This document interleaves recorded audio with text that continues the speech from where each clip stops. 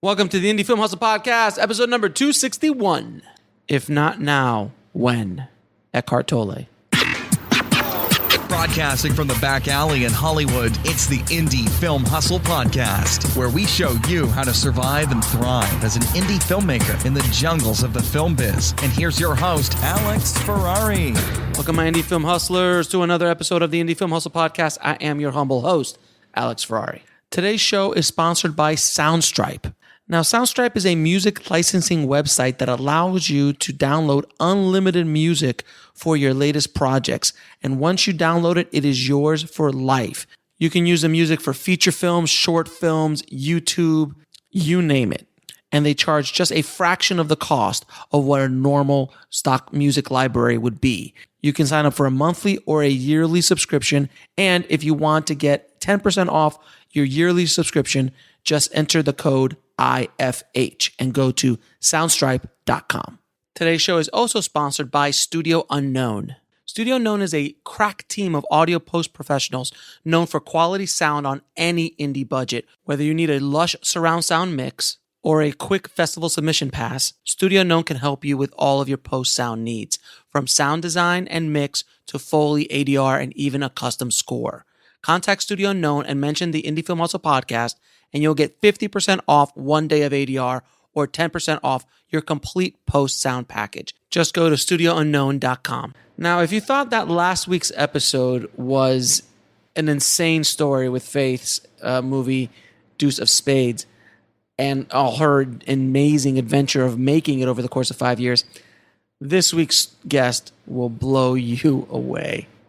He goes by the simple name Gough, and what makes him a unique story as a film director is that he is legally blind. That is right. He is a legally blind director who has directed tons of short films as well as documentaries, does interviews, and runs his own production company called Beernuts Productions out of Australia. And when Gough came to me and kind of reached out to me, I was skeptical that this was real. But as I did my research, I found out that it is real. And he has an amazing story to tell. And I wanted to have him on the show to just shut every filmmaker I've ever met up with excuses about why they can or cannot do something. And from now on, I hope everyone listening to this right now will never come up with an excuse on why they cannot do something. If a legally blind director in Australia is not only making the art that he wants to make and making money at it, and he's also running a company with employees that he is responsible for, can do it, what's your excuse? By the way, did I also mention that he's also the cinematographer, the editor, producer, and writer of many of his projects as well? We get into how he does all of it in this amazing conversation. So I really do hope you find this conversation inspiring. It inspired me. So without further ado, let's get into it. Please enjoy my conversation with Gough. I'd like to welcome to the show Gough, man. Thank you so much for being on the show. Thank you for having me on, Alex. I appreciate your time. Well, I mean, you reached out to me and told me about your story, and I'll be honest, I've never heard of a blind or a legally blind director before. So I needed to find out what's going on and how are you doing what you're doing. Yeah, no, absolutely. So, yeah, I started up Beernuts Productions, which is my production company, back in 2006. And since then, we've made one feature film and 14 short films. So, we've been quite busy at the Beernuts Fun Factory. And I write, produce, and direct and edit all of the work. So it's all original, independent work. So before we get into all of the technical stuff, I wanted to first ask you, how did you get started in the business? What made you want to get into the film industry? Yeah, well, I've always been interested in writing. So it started off as writing, and then I had these scripts, and I'm like, well, I want to get these made. And people were like, yeah, we're not giving you funding because you're blind. And I'm like, well, I still want to get my work made, so how am I going to do that? And that's when I thought, well, why don't I just start up my own production company and get my own funding and do it myself? So that's kind of where it all started. So I've always had a love of writing and telling stories, and especially comedy. Comedy is my number one genre. And so, that's kind of where the production company all started from. Now, I mean, but there was never a moment. I mean, I have to ask the question because it's like the elephant in the room. You're legally blind. So at any moment in time, did you just say, "This is crazy"? Well, to yourself, because I want to hear from your point of view. No, well, the answer is a simple no. For the simple reason is because I've got a script, and I'm like, well, I think this is a really good script. It'll make a really funny film. So how can I get this made? And so, I don't. I was very lucky when I was at elementary school. Mm-hmm. I was very lucky to have a really, really great teacher who pretty much hammered into all the blind and vision impaired kids at the school that, you can do whatever you want to do. There's no barriers, You might awesome. take a bit longer, or it might need to be done a little bit differently to the other kids, but there's absolutely no reason why you can't get over the hurdles or find a way around the hurdles to do what you want to do. So that's been instilled in me from a young age. And so, when I've got a script and I'm like, well, how am I going to make this? And people won't give me funding. Well, I just need to figure out a different way to do it. So at no stage did I think, no, this can't be done. There's always a way. That's amazing. What an amazing attitude about not only about filmmaking, but about life in general. Because, I mean, so many filmmakers get caught up in like, oh, if I don't have this, or if I can't get that, or I need all these perfect conditions have to happen, or they keep going down the same path every time and keep failing, and they don't make the connection saying, hey, maybe I should change something. Maybe I should figure a way around instead of trying to go through. And that's essentially what you do on a daily basis. Well, you're exactly right. I mean, there's always a way. And look, at the end of the day, I'd love bigger budgets because that would mean I could hire more crew members. It means I could maybe throw a couple of extra jokes or stunts or whatever into a film that I'd like to do. But if that's not available to me, then I've got to go, okay, well, I still want to make this film. It's still going to be a really funny project. So I'll just rework the script a little bit. So I can, I mean, the last film we did, I wanted to do, it's a mockumentary about the fitness industry taking the piss out of personal trainers and all that sort of stuff. Mm-hmm, mm-hmm. So I had to rework the original script just slightly because obviously some of the things I wanted to do I just wouldn't be able to do it on the budget that I had. So I just had to, and it didn't take away from the story in any way. In fact, I replaced that joke with a different joke. So I'm just replacing jokes. So, I write a script originally and then I sit down and think, okay, well, this is my budget. This is how much money I've got to make it. So what can I do? Do I need to change the script in some way? Or, how many cast can I afford? How many crew can I afford? And all that sort of stuff. So it's just about figuring it out. And then, there's always a way, if people are hung up on the little details, then, I think that more shows something about them being too frightened to actually get their feet and plunge into it, because there's always a way. There is always a way. I'm so happy you said that. I mean, you completely hit the nail on the head. I think a lot of filmmakers do make up all these excuses because they're afraid. They're afraid of putting themselves out there. They're afraid of failing. That's why they get hung up on gear. They get hung up on, I need the best cameras, I need this lens, or I need this much money, I need this actor, as opposed to just going, I want to tell a story, and I don't care what I have. I'm going to look at what I have with me and do what I can with what I have right now. And that's what Absolutely. you're doing. And that's exactly what we do, and that's how we've been able to make 14 short films and one feature film in such a short period of time because, I've got the scripts, I've got the ideas, and, I've got a base crew now that I work with and, proper staff that I work with all the time. And so, I've got to keep them, employed now. It's got to the stage where I've got to keep it moving now. So it doesn't matter. Like there's always a way. In Australia, I'm sure I've been to America a few times. You've got the same phrase you need to grow a pair, you got to just do it, man. if you sit on the sidelines, that's where you're always going to be, man. So you got to get in there. And what I love about what you're saying too is that you adapt. We'll be right back after a word from our sponsor. And now back to the show. To adapt and maneuver and pivot when something's not exactly what you need it to be. Absolutely. So, for example, you were saying about equipment. So we've got Simon, who's my right-hand man, my main production man, he owns most of the equipment that we need. If we do need something else, we can see if we can get our hands on it. Mm-hmm. But for the most part, we use what Simon's got, and he's got really good stuff. I mean, he's got 4 cameras, so when we're having a chat I sit down with him and tell him the shots that I want for the film, he'll make the decision what camera he thinks is going to be best for that, and it's just which one out of his 4 cameras. Now, he doesn't have, $90,000 worth of camera to play with, but they're TV quality, they're proper quality cameras, but it's not your proper hardcore film cameras that we're using, but it still does the job. I mean, people can still see what's going on the screen. You know what I mean? So people need to, as you say, it's just about adapting to what you can do. And there's always a way. There really is. Now, with the gear, how did you, on your first project, how did you teach yourself? Did you go to proper film school, or how did you teach yourself the gear just to be able to get what you need to do? And then we'll talk about your editing as well.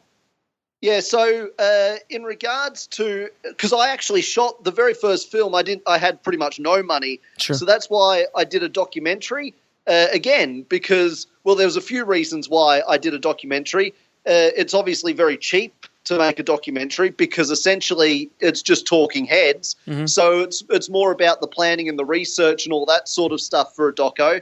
And so I pretty much, I went down, I got a camera from a shop. I just went down and got the most expensive camera I could afford. Mm-hmm. And I've got a mate of mine who's a bit of an IT geek, so I got him over and we pretty much worked out how to use it. He taught me how to use it, and then I just sort of pointed and hoped for the best pretty much when it came to shooting the documentary. But it worked out fine. Again, it all worked. I mean, it's not the greatest film ever shot, obviously. You got a blind dude behind the camera. It's not going to be, incredibly framed or lit or anything like that. But it kind of, the documentary is about disability and mental health. So it does kind of prove the point of the film, which is that, blind and vision impaired people can do whatever they want to do, which is sort of the point of the documentary. And I think the fact that I actually filmed it and made it myself kind of also demonstrates that point in a subtle kind of way. So it's very meta. Yeah, it's very meta that way. Yeah. So that was the doco that I shot. And then obviously when that made a bit of coin, I was then able to employ Simon, and other people were able to come on board slowly and surely to make life a little bit easier for me when it came to shooting the projects. Now, and then how do you edit? Because you do all your own editing, so I'm fascinated about that. Yeah, so I edit by audio. So my first job out of high school was working in radio as an audio producer. So I was basically doing all of their commercials and promos and all of that kind of stuff. So that taught me how to edit, because obviously editing audio with radio is reasonably straightforward. Takes a bit of time to learn how to do it. But so I learned that's sort of how I learned how to edit. So when I'm editing, I do it all by ear. So once the joke or whatever the line is concluded that I want to be finished, I'll know when to cut. That's when I cut. That's my edit point. I'll cut it there, and then we go to the next scene or the next angle or whatever I want to do. So I edit by audio, just purely by audio. And then now I've got Simon who sits next to me. So if it's a scene, for example, of somebody getting out of a car, for example, so I'll say to Simon, that's my edit point. That's where I want it to finish. And he'll make it so it matches up. So when the person's getting out of the car, so we go from interior to exterior, it all looks seamless. So he makes it, the visual part of it marry up for me, but I tell him where I want the edit to actually sort of happen, and he just makes it nice and neat for me. I mean, I got to tell you, man, I've heard so many Saab goddamn stories from filmmakers with all these goddamn excuses that I hear all the time. And man, you just don't care. And I love that about you. You just like, you know what? I'm going to go do this. And the hell with everything and the hell with everybody else. No one's going to stop me. And I'm going to go. And I just wish more people would have that energy to them, man. You truly are an inspiration, man. I can't tell you enough. Well, it's what I've always wanted to do. I mean, when I was a little kid, like I said earlier, I loved writing and telling stories. And so, I'm sitting at home with these scripts and I'm like, well, I want to get these made. At the time I was working in radio, as I say, and then at nighttime I was doing stand-up comedy for a living as well. So I'm doing comedy at night, working in radio at day, which was great. That was fine, but it's not really what I wanted to do. I wanted to make these scripts. And so the bottom line is, well, if I've got – because, look, I love entertaining people and especially making people laugh. That's what I really enjoy doing. And so, I've got these scripts and I think they're going to make people laugh and they're going to entertain folks. So let's make them. Let's get it done. So that's what I do. And so, I mean, editing – I actually think it works a little bit in my favor because I'm not distracted by the little things when I edit. I'm just purely listening for the actor's delivery. So when we're going through the different takes, I'm listening for their delivery, making sure their tones and inflections are exactly what I'm wanting. And then I go with that take. And then Simon will say to me, oh, look, we can't use that because, he's looking to the side or he's staring right in the camera. So, okay, well, we can't use that take. But I always go by sound first and foremost because especially with comedy, I mean, if a joke isn't delivered quite right with your tones and your inflections, it's just not funny. And also the timing. And also the timing is so important. Absolutely, 100%. It's just not funny. So that's my number one thing is it's audio has got to be spot on. So I always – so I guess I said to Simon, it's kind of like I'm editing a 90-minute radio commercial. That's sort of how I look at it. So, yeah. That's awesome. Now you obviously have crew as well that works with you. How do you deal with? Because it's tough enough handling crew when you can see, let alone when you can't. And I'm sure you've gotten attitudes. I'm sure you've gotten all sorts of stuff. How do you deal with crew? Well, yeah, I mean, it did take a while to find a group of people who I could absolutely trust. I mean, I had a cameraman once who I had to sack because he just kept filming his own thing. And we get into the editing suite and I'm like, what the fuck? That's not what I asked him to do. It's a completely different frame, it's a completely different shot. What's he doing to me? So he had to go. I just can't have people going rogue on me, obviously, because I can't. It's too. Once you're in the editing room, it's too late then because we haven't got the budget to go back and reshoot anything. So I'd need a group of people I can trust, and it's also a responsibility on me to make sure that I communicate my ideas really, really clearly with the actors and the crew so they know precisely what I'm after. So if you come to one of my sets, it's run a lot differently, obviously, to a normal set because of that sort of – so, for example, with Simon, when he's framing a shot, I'll be super clear. So I won't just say, I want a wide medium or anything like that.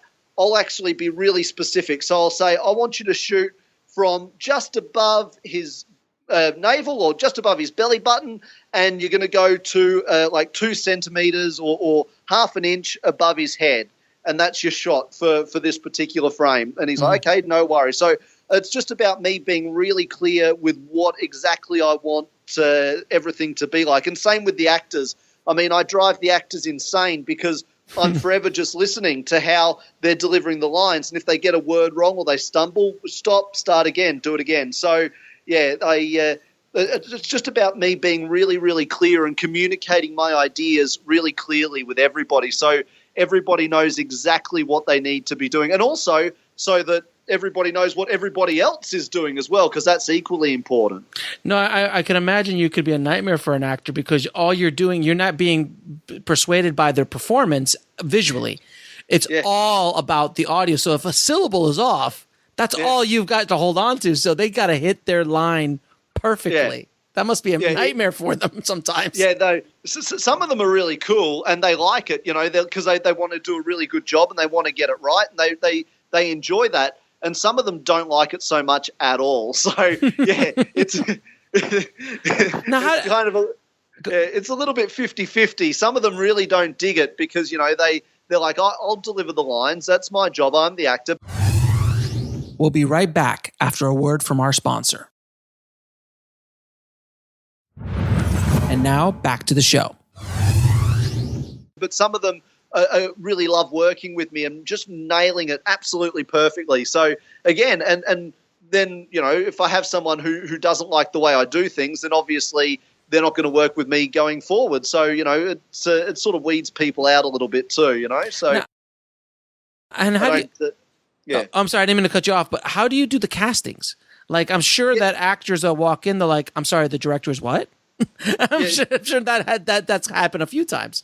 So I actually do the castings myself for the simple reason, and I don't understand why more writers, directors don't cast their own projects, and it's because I wrote it, so I know exactly how everything should be delivered. So when an actor comes in for an audition, I don't want somebody else interpreting my script. I know exactly what that character's supposed to sound like, supposed to make me feel, and all of that sort of thing. So I run my own auditions, and again, I do it very differently. So a usual casting would be probably 5 minutes long. Mine goes for about half an hour because what I make them do, I tell them not to memorize any portion of the script. We're going to go through all your lines. We're just going to read it, do like a table read with you and me, and I'll see how you go. And it's just about me seeing how they're going to interpret the jokes and the character and all that. And it also gives me a good feel for their attitude and how they're going to be able to work with me and all that sort of stuff as well. So,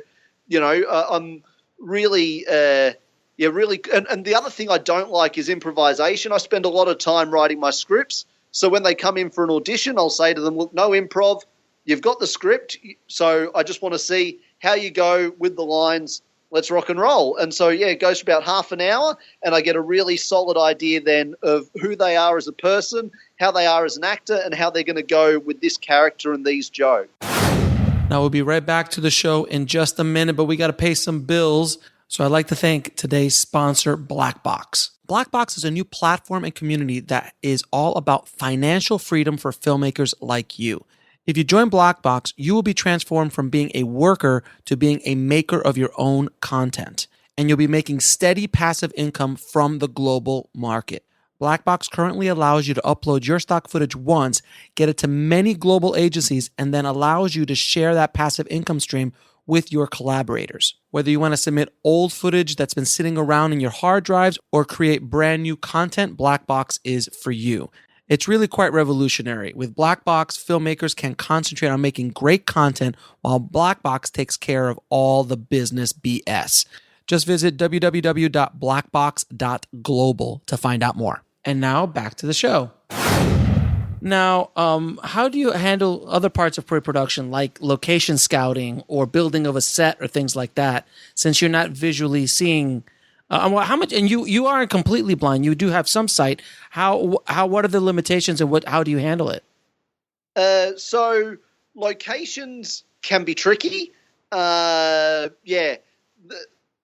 Luckily, I try. Again, this all goes down to the writing. So when I'm writing something, after I always write it with no limitations, and then once I edit it, that's when I'm thinking about my limitations. So when I'm editing it, I'm thinking about the locations. What do I know that is, where have I been? So with the last one we did, which was a day in the life of a personal trainer, I'm like, okay, I need a gym. So the gym that I actually attend wouldn't let me film there because they're jerks. So I'm like, okay, so I need to find a gym. So I asked a few mates of mine, do you know of a good gym? And so one of them said, yeah, I'm good mates with a woman that runs a gym. So I called her up and I said, can I come down and check out the gym? She said, sure. So me and another production guy that I had on my team, we went down there. He took some photos and stuff for Simon to look at. But she pretty much just gave me a tour of the gym. So, this is the leg press, this is the this is the that.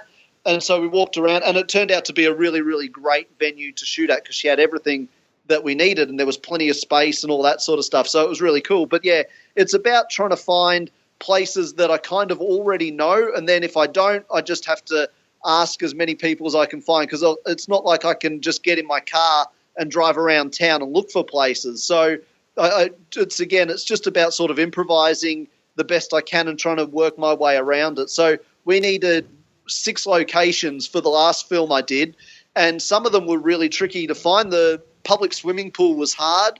The cafe was tricky as well, but it's about sort of just, finding resources where and how you can, it really is. Now, how do you make money with your films? So people just go onto the Beernuts Productions website and it's direct download. So there's no third-party involvement. So people just download our projects directly off the website. So I'm production and distributor all in one. So it's a completely independent process that I do. So, yeah, people just, like I say, they just go to the Beernuts Productions website and they can download any project they want directly off the website. And now do you is this the only revenue stream from these projects? Yeah. I don't on-sell them. I don't go to festivals. I don't do any of that sort of stuff. I just concentrate. I kind of describe it, because I have tried that sort of stuff in the past, and it's a bit of a nightmare, to be honest. It's all very political, and it's all, it's very time-consuming, and it can cost you a lot of money as well. And so I figure I described it to one of my production crew the other day, as in, I'm going to play football in this field over here, and you're all welcome to come over to my field and play football, but I don't want to go to your field and play football because it's just too busy and it's too much for me. So I'm just going to stay in my field and play football, and you can all come and play football in my field. So that's kind of how I look at it. I do my own thing, and they can do their thing, and hopefully people come and they check out my work and they enjoy what I do. Now, do you I just had a brain fart. Sorry. First of all, what's the next project you got going on? Well, I get in sort of mood. So I'm in a mockumentary kind of a mood. So I've done a few mockumentaries. The last one, like I say, was all about the fitness industry. I've done one all about the so-called war on drugs. I've done one about the environment, and I've done one about the pornography industry. And so I think I'm going to do another mockumentary. I'm just in the process of finishing the writing of a couple. I've got a few little things going on at the moment. I just need to decide which angle I want to go with it. But it's all about the promoting of the fitness one at the moment, because that one's only like 2 weeks old. So nice. That's the So that's the one we want people to go and watch and laugh and enjoy. Now, how do you get people to come to your site and actually buy stuff and watch stuff? How do you marketing? Well, through kind people like you, Alex, letting me come on your podcast and telling people all about beernutsproductions.com. It's all about, I mean, you are, in all seriousness, you are correct. Marketing is by far and away the biggest challenge I have. There's no question. So I've got Amy now she's been with me for just on 2 years, and she does all my marketing stuff for me, and she's incredible. She's helped me tremendously over the last couple of years, because, I mean, that's not something I've studied at university or knew much about. So I was just sort of doing the best I knew how to do, and then when I had enough money to employ someone, I was like, yes, finally, I can actually get somebody with some skills in this area. So she's great. So, yeah, it's all about just obviously I'm all over social media. So Facebook, Instagram, Twitter, LinkedIn, YouTube, just type in Beernuts Productions and I come up, and you'll see all kinds of little ads and promos and all sorts of stuff there to get people over to the site. And then obviously doing media interviews, so TV, radio, podcasts, any magazines, blogs, whoever will have me on, pretty much I'll chat to them and tell them all about the great work that we're doing at Beernuts Productions, and hopefully enough people hear me and come and hit up the website and download and enjoy our work. Now, you actually have a staff, or you have people that work with you all the time, that you have like a kind of do you have a big staff, a small staff that you constantly do it, or is it a per project kind of thing? No, I've got about I've got 4 permanent staff, and then it's then I employ as I need. So obviously the actors are contracted for when I need them, crew as and then. Sure. Same with any extra crew. I've got my key crew that I always use, but if I need, and I mean, we did a film a year or two back now that needed an explosion. So I had to hire a couple of special effects guys to do the explosion for me, which was really cool. I've never blown anything up before. It was a lot of fun. I can't wait to blow something up again, to be honest. It is quite fun. It is. We'll be right back after a word from our sponsor. And now back to the show. Actually, just really quickly, the guy, Chris, who was the head explosive dude, I said to him as he was setting up the charge, I said to him, "How long have you been doing this, Chris?" He said, 19 years. I said, "You've still got all your fingers. That's a very good effort." So, yeah. That's a good sign. yeah, absolutely. So, but that was a lot of fun. So that actually people can, on the homepage of the Beernuts Productions website, people can see that explosion video because it was a little 30-second commercial I did to promote the production company. So, that was a really fun little shoot that we did. Yeah, if you definitely don't want to hire the pyro guy that doesn't have a few fingers. That's not a good sign. Half an arm and no eyebrows. You'd stay away from him. not probably a good guy for pyrotechnics. Now, Gough, I gotta ask you, man, what keeps you going, man? What keeps this dream going? Because you've been doing this now for 12 years at least with the production company, and I'm sure you were doing things before then. What drives you? What kind of keeps things going for you, man? Because I'm sure there's ups and downs like everybody. Oh, absolutely. It's not one big. I mean, like I said earlier, I would love to have bigger budgets, and I could have more crew, which would make life a lot less stressful. I could, I wouldn't have to worry so much about finding locations because I could build some awesome sets. I mean, I'd love to have bigger budgets, but at the moment that's just not possible. But to answer your question, I got asked this actually the other day, and it's really quite a simple answer, and that is that there is 7 billion people on this earth, and I won't be satisfied until all 7 billion people have watched a Beernuts Productions film. I mean, I want to entertain everybody. I don't discriminate. I think everybody needs to see my nonsense and be entertained by it. So I just want to entertain folks. And so I've got scripts that I've still got a bunch of scripts that I want to make. I've still got a bunch of ideas that I want to turn into really entertaining films. So I just want to entertain people. That's what I think. That's what I was sort of born to do, is just to make people laugh and entertain folks. That's what I thoroughly enjoy doing. And I think you also were born to inspire. Don't. Oh. I think there's a little bit of that as well in you, sir. Oh, well, thank you very much, Alex. But look, at the end of the day, when someone watches one of my films and they're having a laugh at a joke or whatever, and for that moment in time, they forget about the fact that their wife's just left them, or they've just they've got some money troubles or whatever. Yeah. It takes them out of themselves, and they can get a bit of enjoyment from something I do, and that's a real buzz to be able to do that for somebody, to make them laugh and to make them happy for a little while. I think it's a really important thing to do, and there needs to be, in the world we live in today, Alex, there needs to be more of that. There needs to be. It's a real shame that there's not more independent films out there that can entertain folks, and so people can have a good laugh and get some entertainment. So yeah, I'm trying to get the word out, man. I'm trying to help them. I'm trying to get more of these out there. No, well, that's why podcasts like yourself are so important, so that people like me can come on and tell folks about Beernuts Productions and their production company and their scripts and their ideas, and people can go and get themselves entertained and enjoy themselves and watch some really quality, because there's some really fantastic independent entertainment that doesn't get watched, and it's really sad. So people need to be encouraged, like you do. People need to be encouraged to go and hunt out that independent entertainment and get themselves, even if it's a live band or a comedy club in their local town. They've got to support that kind of stuff. Absolutely. No question about it. So I'm going to ask you a few questions I ask all of my guests. What advice would you give a filmmaker wanting to break into the business today? Well, I think I probably summed it up better earlier when I said grow a pair. You just got to do it, man. I mean, seriously, if you put obstacles in your way, then that's you putting obstacles in your way. The only person stopping you is you. So you just need to find a way.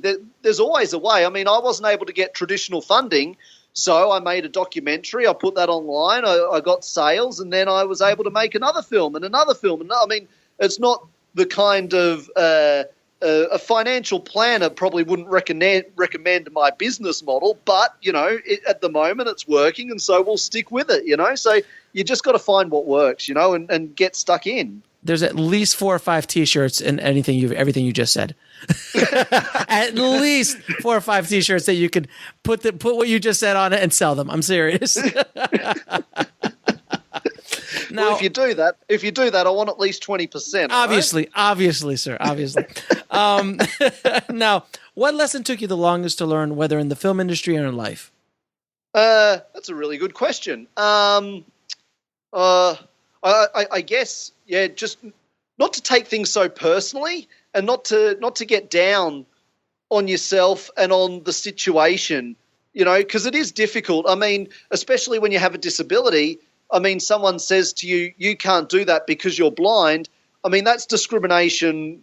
I mean, it's no different to racism. You can't do that because you're black. You're not going to sit on this bus, or you're not going to go sit in this restaurant because you're black. It's no different. You can't do this because you're blind. And as a little kid, you think to yourself, well, how would you know? You don't know me. Right. What would you know what I can and can't do? I just met you 5 minutes ago. How dare you tell me what I can and cannot do? That's really disrespectful. It's rude. It's inappropriate. I mean, and it affects people mentally. That's why I made the documentary as well, because a lot of people, especially in Australia, who have a disability, also then go on to have some kind of mental health issue as well because of the high levels of discrimination they face. So and I was no different. I mean, there was a time there where I was, really, really down because of people were just going, no, go away. And I'm like, but I've got this really funny script. And they're like, well, we don't care how good your script is.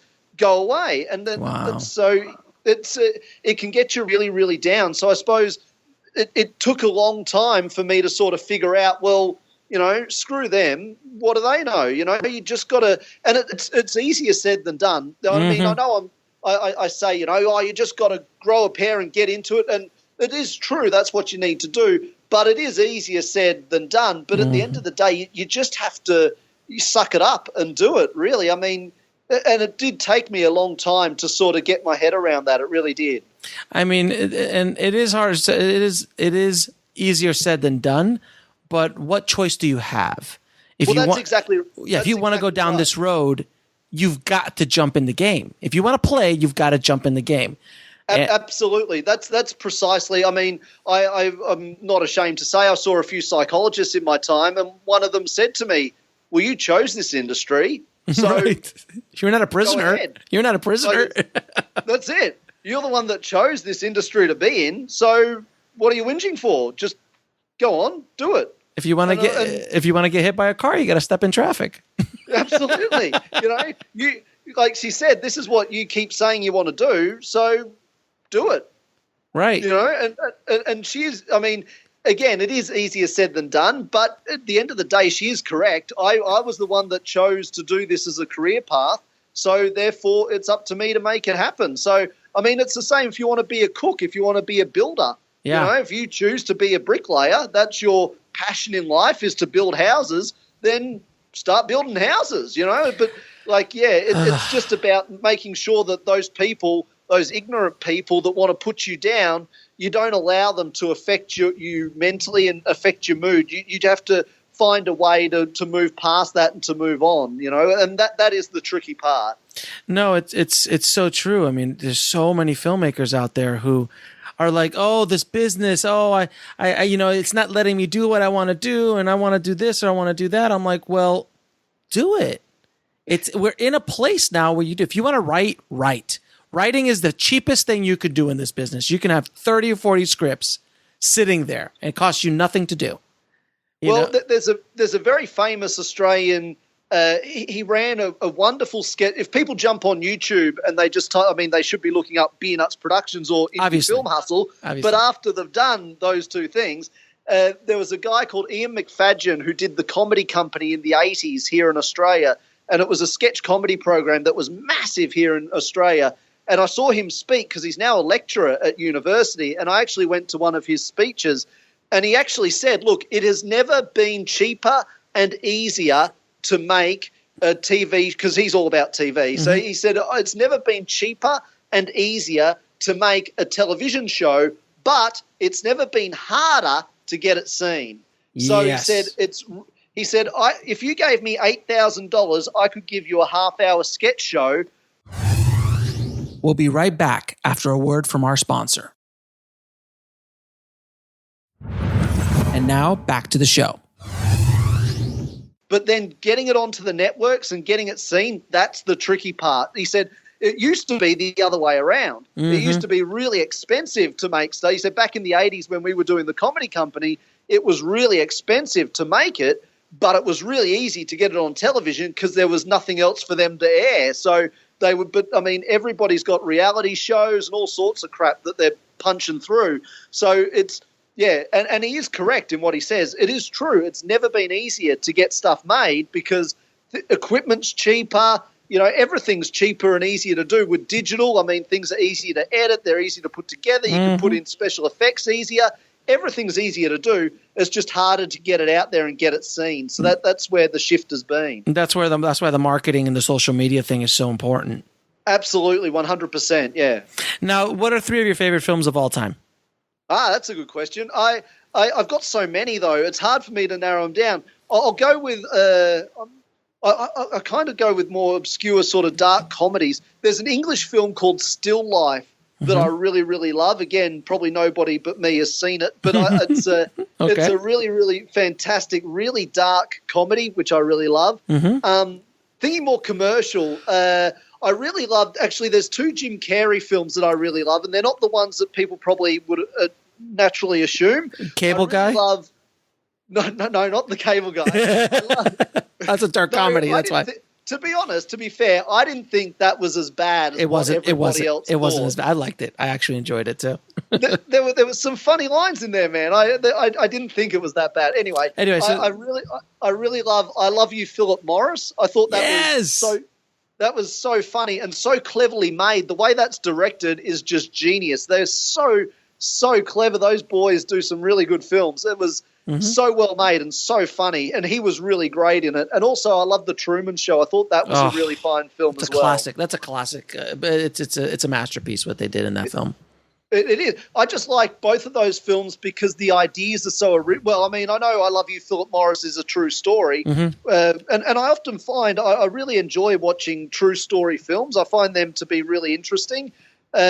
But I know that's true. But the story's so unbelievable. It's just, and the way they did it's so funny. And like you say, Truman Show's just a classic, and it's such an original idea because it was reality television before reality television even existed. Yes. So it was a really clever idea. And again, the way they made it was so clever. And I tell you who's underrated in that film is Ed Harris, the bad guy. He's wonderful. He was the best villain. I didn't see him as a villain, but he so well cast because he was creepy as hell. He was amazing. He was amazing in that movie. So Gough, man, thank you. Well, first of all, where can people find you? I know we've mentioned it a few times in the show, but just to be clear, where can people find you and your work? Absolutely. Beernuts Productions. So people need to have a beer, get some nuts, and watch my productions. So, yeah, just beernutsproductions.com, and they'll find – we've also got – on there we've got audio downloads and books as well. So there's so if they don't feel like watching a film, they could download a couple of the audio sketches that we've done or read one of the books as well. But yeah, so there's plenty up on Beernuts Productions to entertain them.